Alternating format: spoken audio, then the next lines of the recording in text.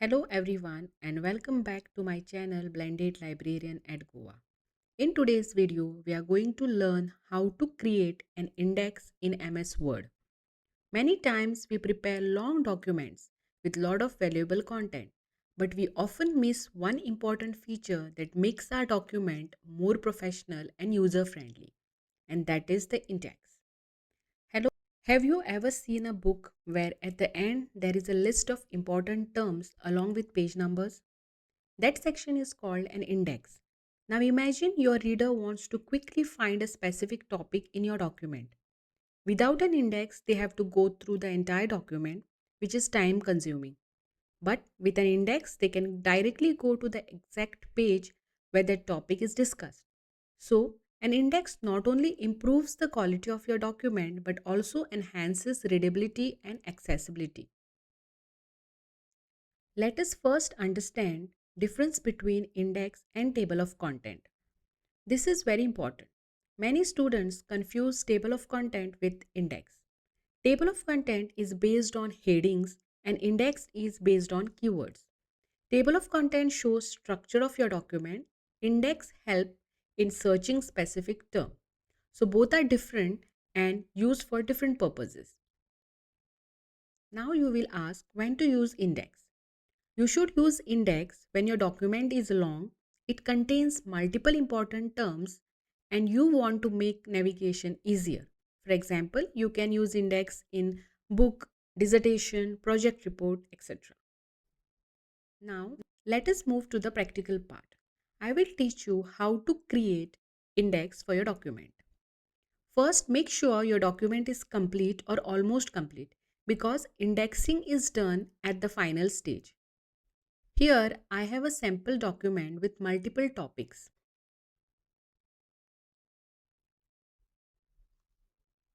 Now, choose one important word of your document. For example, I am selecting word digital library. You should select words that are meaningful and important for your topic. Now, go to Reference tab and click on Mark Entry.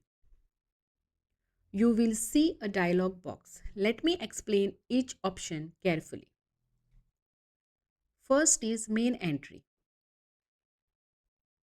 Main entry will show the word you have selected in the document. Second is sub-entry. Sub-entry is optional. For example, if you have selected digital library as your main entry, sub-entry can be ebooks or any database. Next is cross-reference. Your index page will show keywords with page numbers. In, in cross-reference, instead of showing page numbers, you can direct reader to another index entry. So if you want to direct the reader to another entry, you will have to select cross-reference and then type the related term. For example, if your main entry is digital library, your cross-reference can be ebooks or online learning. This is useful when the information is covered under another heading. Next is current page. This is default option. It means Word will record current page number where the selected word appears. This is the option you will use most often. Next is page range. Sometimes a topic is discussed over several pages. Instead of listing only one page, you can show page range. Index will display page range. To use this option, you need to create bookmark covering these pages. Word will automatically display the page range in the index.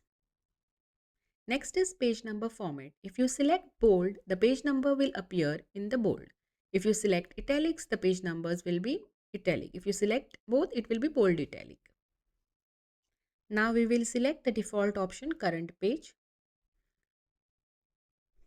At the end, you will see mark all. Click on mark to add only selected occurrence of the word in the index. If the term appears 20 times in the document, if you select mark, only the current occurrence will be added or indexed. If you select mark all, the word will record all occurrence of this word in the document. Wherever this word is appearing in the document, every page will be indexed. So now I am marking this word. Once you click on mark, you will see some symbols appearing in the document. These are filled codes and will not appear in the final output. Wait, I'll show you the preview.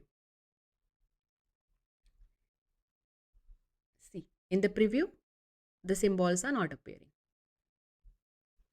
This dialog box will remain open till you mark all entries in the document. If you don't want to mark anything, then you can click on close. So let us mark another entry. We will scroll down, select another word, current page, mark. Then we will go to next, books, mark.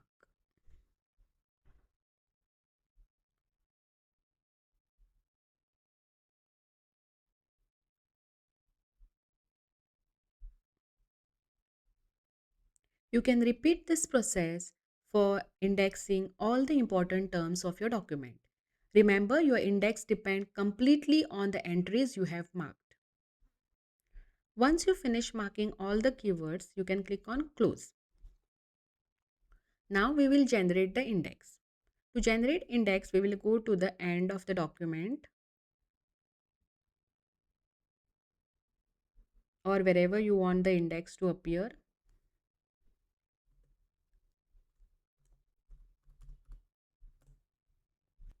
Take your cursor where you want your index to appear, then go to reference, insert index.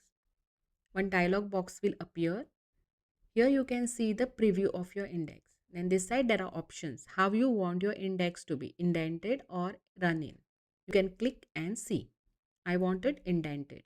Then you want it in how many columns? Single column or in 2 columns, 3 columns, that you can select. We'll keep it single column because we have selected only few words. Then there is one option like right align page numbers. See, you can see the page numbers. Then there is something called as tab leader. This is the dotted line which takes you to the page number. So if you don't want that, you can click on none. We'll keep it. Then there is something called as formats. Then we'll select OK. See, this is your index. This symbol, this will not be visible. See, this is how your index will appear. We have selected only 4 words. That's why it is showing 4 words. We'll zoom in. Here some words are in bold and this keyword is not in bold because it will capture how the word appeared in the document. These 3 words were in bold, that's why it is in bold, and this was not in bold, that's why it is normal. And page number we had selected bold and italic, that's why it is like this. We'll close the preview. Now suppose your document was not ready and you have added something and or you need to update the index. You have to just right click on this and update field, or you can click here update index. This will refresh all your entries and page numbers. So this is about creating index. Before we end this video, let us quickly revise what we have learned today. In this session, we understood what is an index and why it is important, the difference between table of content and index, how to mark entries in MS Word, how to generate an automatic index, and how to update it whenever changes are made. So now you see that creating an index is not complicated. It is very simple and powerful feature available in MS Word. By using this feature, you can make your document more organized, more professional, and more user-friendly. This feature can really improve the overall quality of your work. That's all with how to create your index in MS Word. If you found this video useful, do like the video, share it with your classmates and colleagues, and subscribe to the channel for more tutorials on digital tools, academic writing, and research support. Thank you for watching and happy learning. Dev Bare Karo.